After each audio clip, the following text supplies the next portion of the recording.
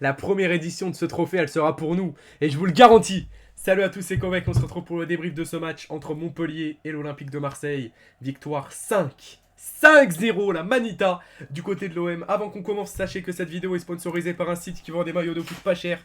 Donc c'est John Sport. Vous avez moins 10% de promotion avec le code KOVEC. Regardez le maillot de l'homme du match. Très clairement, je pense que ça va être lui. C'est pas encore tombé. Højbjerg, les amis. Quel match de Højbjerg. Donc vous avez moins 10% de promotion avec ce maillot, par exemple. COVECK. Tout se passe dans la description. Et on va parler d'un match qui a été vraiment incroyable du côté de Marseille. On va parler des tops et des flops. Et on va commencer par parler de Højbjerg, puisque je vous présente son maillot. Oh là là là là là là. Mais il est trop fort. Ça a été monsieur propre de la première mi-temps et du match. Il a récupéré tous les ballons en première période. Il a été exceptionnel, Højbjerg. Quel match de notre milieu de terrain. Et Rabiot aussi, que j'ai trouvé qu'on a un petit peu moins vu que Højbjerg. Mais bon, la paire a bien fonctionné entre Rabiot et Højbjerg. On va rappeler ce qui s'est passé, avec tout d'abord l'ouverture du score de Wai en 48 secondes. Par contre, Wai a été méconnaissable. C'est très certainement le meilleur match de son parcours avec l'OM depuis qu'il vient d'arriver. C'est très clairement le meilleur match de son arrivée, on va dire. But en 48 secondes, centre de Greenwood et le but le plus rapide de cette saison en Ligue 1. Quand même incroyable, qui marque le coup comme ça pour son premier but dans le jeu avec l'OM, parce qu'il me semble qu'il avait marqué sur penalty. Et puis voilà, centre d'Harit ensuite. Pardon. Ensuite, il y a un centre et un contrôle de Harit à la 36e minute, le but, j'ai bégayé, je suis désolé. Ensuite, il y a Højbjerg à la 40e minute, à l'origine et à la conclusion d'un but exceptionnel. Donc voilà, la passe pour Greenwood, il remet et but en première mi-temps, incroyable, il récupère tout et il marque ensuite Højbjerg. Ensuite, la passe de Wai, le but de Greenwood, et voilà, c'est vraiment 4-0. Et le cinquième, il est pour le centre, le but de Henrique, qui est sur 4 buts, 3 passes décisives cette saison. Est-ce qu'il va être un sacré concurrent pour Rowe? Henrique, n'hésitez pas à me dire ce que vous en pensez. Mais c'est quand même incroyable. Henrique, 4 buts, 3 passes décisives. Rowe qui aura été titulaire, qu'on aura un petit peu moins vu que d'habitude. Il est sorti, il a pris un carton jaune. On va parler des tops et on va commencer par Wai, pour moi en top.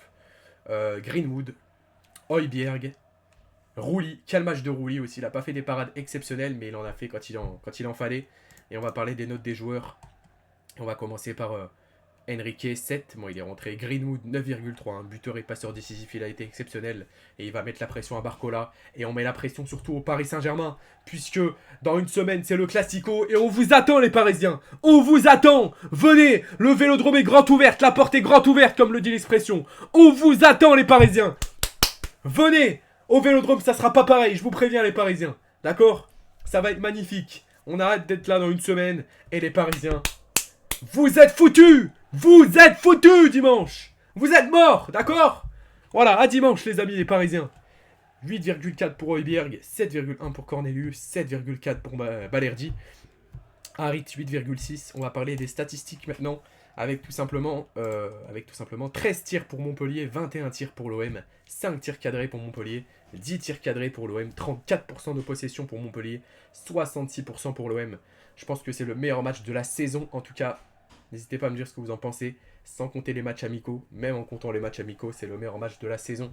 5-0, on a eu la possession, on a eu les meilleures occasions, et on fait ça à l'extérieur. Et sachant que, pour dire la petite anecdote, l'OM avait toujours pris un but à l'extérieur sur les 25 dernières journées. Cette stat est terminée. Voilà. C'est-à-dire que sur les 25 dernières journées à l'extérieur, on avait toujours pris un but. Cette stat est officiellement terminée. Cette malédiction est terminée. Enfin, un clean sheet à l'extérieur après 25 matchs sans en faire d'affilée tout simplement. Voilà pour la petite précision, c'est ça qu'on aime, le 2 Ball, un coach qui demande à ses joueurs de pousser, qui demande à ses joueurs de marquer, c'est ça qu'il nous fallait du côté de l'OM. Un coach qui a entraîné les plus grands déjà. Et là il est à l'Olympique de Marseille franchement, et il entraîne des joueurs comme Greenwood, comme Harit, peut-être Pogba qui va venir à l'Olympique de Marseille, n'hésitez pas à me dire ce que vous en pensez, mais Rabiot, Højbjerg, Pogba, quel milieu de fou. Et me parlez pas de Koné ou je sais pas quoi. Harit aussi. Harit, oh là là. Il s'est métamorphosé. Quel match d'Amin Harit. Incroyable, Amin Harit. Il a été exceptionnel. Il nous a tous émerveillés ce soir.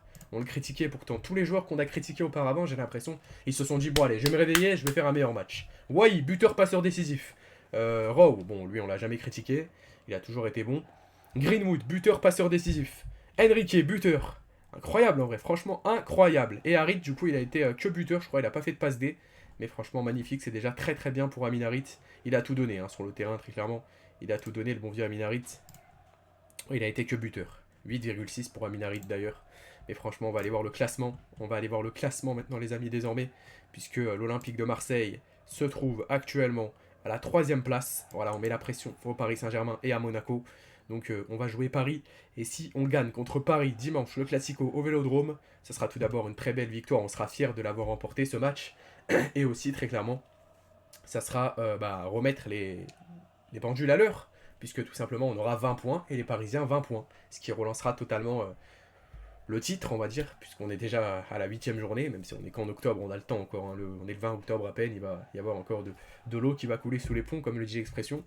Mais voilà, si on gagne contre Paris, on sera à 20 points, Paris 20 points, et Monaco, ça dépendra du résultat qu'ils vont faire pour leur prochain match. Mais les concurrents on doit plus le concentrer, parce que Monaco va jouer contre Nice. Donc là, vraiment, dimanche, c'est l'occasion de...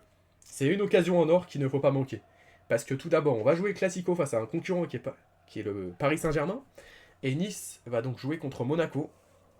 Et voilà, on n'est pas sûr qu'ils prennent les 3 points, les Monégasques. Donc je souhaite un match nul entre Nice et Monaco. Et une victoire de l'OM face à Paris. Ça serait vraiment parfait.